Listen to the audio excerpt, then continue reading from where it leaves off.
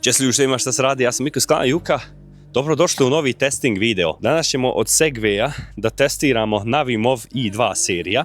Robotska kosilca. One su dosta popularnije jer smo mi ljudi navikli da dosta stvari više ne obavljamo ručno, nego da sve bude automatizovano. Ovdje za primjer imamo jedan lijep travnjak. Za dobro održavanje vam je potrebna jedna kosilca, a mi ćemo da u današnjem klipu pokažemo sve prednosti Segwaya Navimov i206 AVD. AVD oznaka znači za pogone na sva 4 točka. Inače napravljena za 600 metara kvadratnih, što nas dovodi do zaključka da je ovo jedna mid-range kosilca. Izuzetno je kvalitetna, ali idemo da vidimo kakve su njene specifikacije u realnom testu i u realnom svijetu.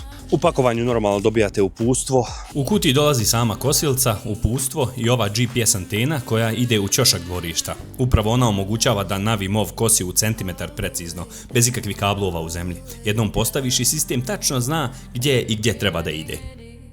Da se setupuje nije toliko teško, kao što vidim došla je i stanica za punjenje. Ovo je jako dobro, zato što recimo sad ovdje nemaš utičnicu, tamo ima utičnica. Kabel je dovoljno tanak, znači nije debeo, to mi se mnogo sviđa. I zapravo adapter može da bude u kući, dok ovaj kabel pružiš do tog mjesta, razumiješ, ili negdje. To je mnogo isto bitno.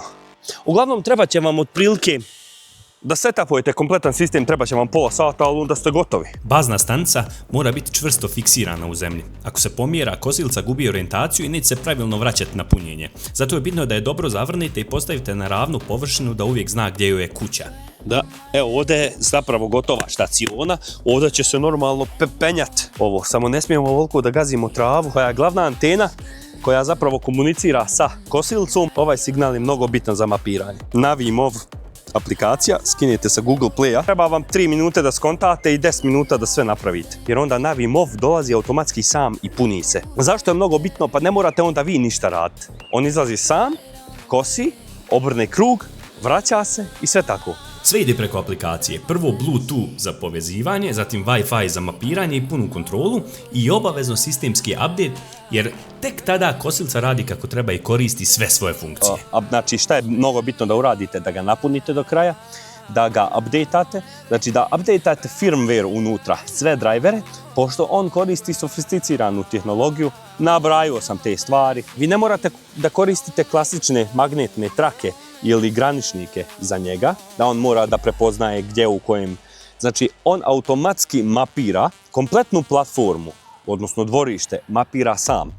Sad ćemo mi to da istestiramo. Može ručno da se mapira, a može automatski. Mi ćemo zapravo automatsko mapiranje da izvedemo. Prvo morate da mapirate svoj. Znači, kosilca će izaći sama. On automatski tu prekida. Znači, hoće da mapira. Pogledajte. Znači, to je mnogo bitno. Da mu sklonimo ovo. Znači, mnogo je bitno da se sklone ove stvari. Pogledajte, on sam ide i mapira. To je najbitnija stvar. Pogledajte sad ovo. Cak, i sad će on da skrene. Kosilca koristi RTK GPS i AI kameru sa senzorima da uči teren u centimetar. Koristi klasični LiDAR sistem. Umjesto toga ima napredni sistem sa 360 stepeni kamerom i pametnom navigacijom koja daje istu, čak i bolju preciznost u realnim uslovima, ali bez mehaničkih dijelova koji se s vremenom kvari. Ovaj upravljački točak ima pogon, tako da, evo sad se vraća na štacionu. Ovdje dolazi do izražaja zero turn tehnologija. Kosilca se kreće praktično u mjestu, bez razvlačenja i oštećenja trave. Uz to AVD pogon joj daje stabilnost na nagibima i neravnom terenu, pa bez problema ide gore dole i zadržava preciznu liniju košenja. Lijepo se ovako izvališ, digneš noge i gledaš kako kosi. Vidiš tu zonu. Aha. To je taj, znači završava jednu stranu. I on domapira, što je najbitnija stvar kod njega, on domapira. Kao što sam rekao, sve ide preko aplikacije, ali može i glasovno. Povežeš se sa Alexom ili Google Home i kontrolišeš kosilcu bez da išta diraš. Da i tamo. I tu mora da prođe još jednom. Zato ovo i služi, da se izvališ, sjedneš i uživaš, nema tu šta. A on obavlja posao, respekt. Moramo ovo da ponovimo, to je mnogo bitno. Bukvalno imate joystick, možete ručno da kosite i ti ideš sistem. Znači ovo je samo opcija. On može i rikverc kositi. Vidiš kako je ovdje sad pokosio. On to sve memoriše da on to mora odraditi. Sad ko ima kući vremena da čitavo vrijeme ovako memoriše, to je vrh stvar. Eto vidite, travnjak je pokošen, normalno treba da se ograbi, treba da se... Evo ga, sad sam ga pustio, nek ide sam. Ponovite neke stvari što treba, sad će on još jednom da pređe ovo. Bitno je da kosilci date vremena. Kad on zapadne, da se sam iščupa. Kad on razmišlja, dodaje stvari, obrađuje mapu. Vidite kako, on sad razmišlja. Ništa, nemojte se bojati da je on zapao. On ima pogon na sve točkove. Njemu to ništa nije problem. Samo mu dajte vremena. Znači, pustite vi njega da on radi svoj, on ima vremena, on je zato i proizveden i zato je napravljen. Gledajte kako je tamo obradio. Perfektno, sve skida. I uvijek sve možete da kontrolišete preko aplikacije. Dodavate mape, brišete mape. Recimo imate 2 dvorišta, prenesete tamo drugi, odaberete drugu mapu i kosite drugo dvorište. On se sjeća te mape, ima memorisanu tu mapu i kosi drugo dvorište. To su te oštrice, one su labave. Zašto su labave? Pa da ne bi pukle. Normalno oštrice se moraju, ne znam nija koliko puta mijenjati, ali uglavnom evo vidite kako to izgleda. Imaju rezervne oštrice, dođu uz njega i onda te se oštrice mijenjaju. Znači pazite normalno, prste pazite. Što mi se sviđa, 1, 2, 3, 4, 5 komada, dođe obično 4 ili 3. Ja sam gledao na raznim 4 ili 3 dođu, ovdje dođe i čak i 2 oštrice dođu, ovdje je 5 komada, što znači bolja košnja, bolje košenje. TÜV Rheinland certifikat znači da je prošla ozbiljna testiranja i dokazano minimalno oštećuje travu, čak i u zahtjevnim uslovima. Znači TÜV Rheinland Certified.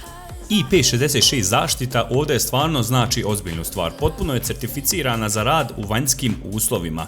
Kiša, prašina, blato, sve to podnosi bez problema, a nakon košenja može slobodno i oprati vodom.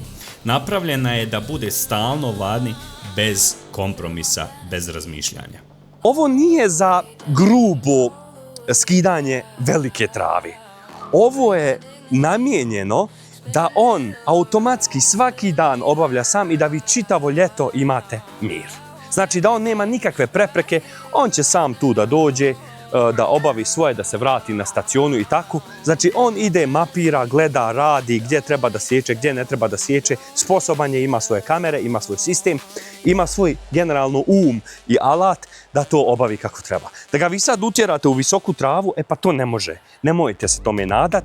Znači automatski ovo je za ljude koji hoće da održavaju svoj travnjak, da ne moraju redovno da kose uopšte, nego će to sve Navimov da obavlja za njih. Da objasnimo, meni je najbitnija stvar da ste vi vidjeli pravi izuzetni showcase kako on mapira i kako on radi. To mi je iskreno najbitnija stvar. Ja ovaj review radim za firme da pokažem njihov produkt. Ovo je sponzoriran sadržaj. Ali također, ako već radim, daj da ljudi kojima zaista treba od vas 10, 20, 50 hiljada što će pogledati ovaj video, možda zaista 50, 20, 35 ljudi treba ova kosilca i kad je već kupuje da dobije sve informacije i da ima sve informacije. Ovo je jedna od najboljih kosilca na marketu. Ali da imate sve informacije, to je mnogo, mnogo bitno. Za sve linkove i sve promocije, eventualne popuste, sve imate u deskripciji i u pinovanom komentaru. Ja sam Juka s kanala Juka, čuli ste ovo od Juke s kanala Juka. Hvala vam što ste odgledali ovaj video do kraja, a mi se vidimo u sljedećem videu.